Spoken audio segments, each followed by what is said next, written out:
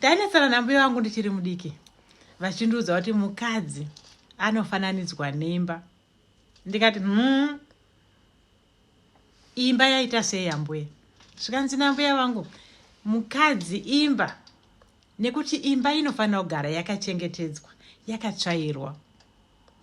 Saka mukadzi anofanira kugara akachengetedza imba yake sezvinhu zvakafanana neimba. Uswa, masora anofanira kubviswa achiraswa kure kuita kuti pamba pake pasapinde nyoka. Uye mukova wekumashure unofanira kugara wakakiyiwa kuita kuti mbavha, vanoita zvembanje, vanoita zvekumondi vasapinde. Kana vakaona musuwo wakashama, vachangofunga kuti vanongopindawo naiwo nekuti mumba musina munhu anongoitawo zvembanje.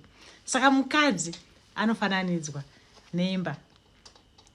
Musuwo wekumashure ngauchengetedzwe wakakiyiwa.